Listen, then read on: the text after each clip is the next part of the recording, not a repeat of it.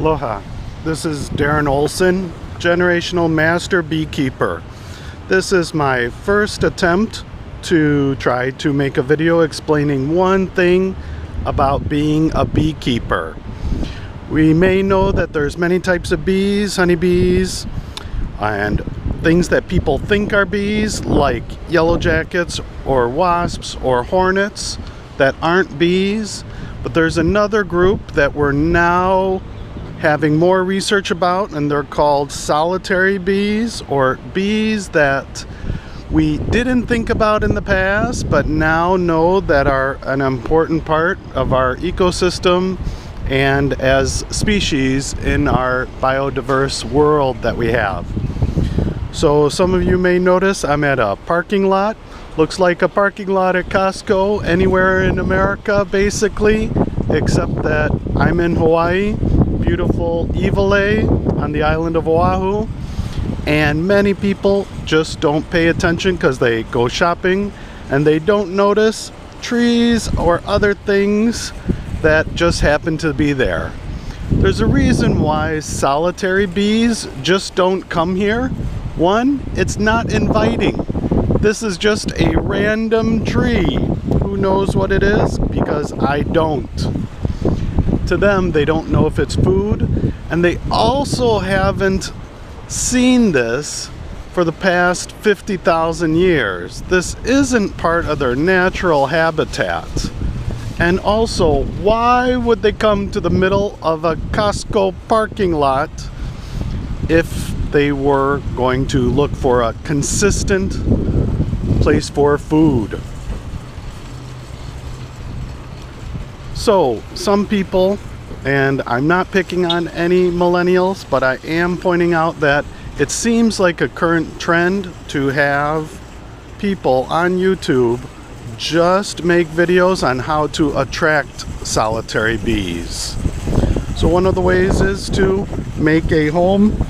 I'm going to give just a basic demonstration. They take something that's made out of plastic and cardboard and they put it near a tree. They don't put any food in it, but then they expect solitary bees to just randomly decide to come to their home. No, I don't have a cool cartoons or graphics department. I'm a team of one, and I would tell you that I'd love to have a cartoon, better picture of something that looks like a home for a solitary bee next to a tree, but I'm going with the Costco box.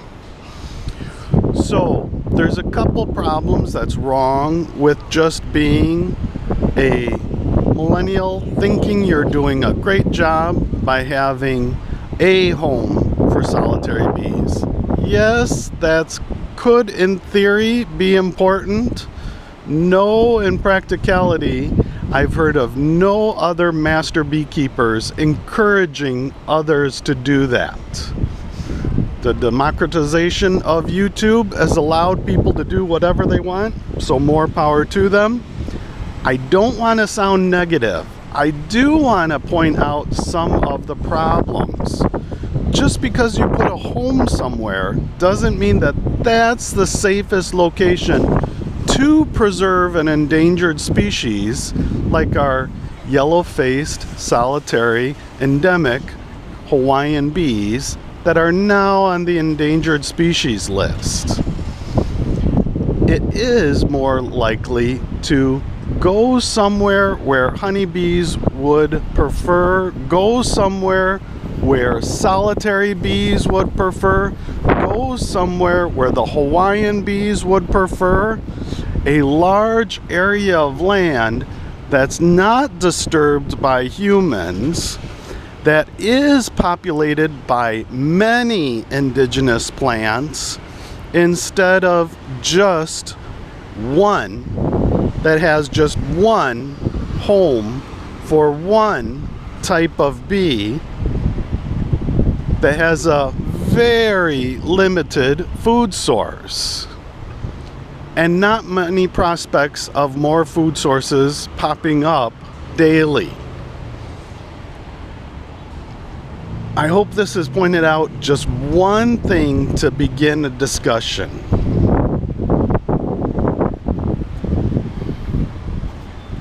I'm Darren. I'm a generational master beekeeper. I'm working here on Oahu towards a solution to help the solitary bees, the Hawaiian bees, and honeybees, which are of particular importance to myself. I am working on a goal, and I am working towards a solution. I welcome your assistance and any and all help. Mahalo nui loa. Thank you very much.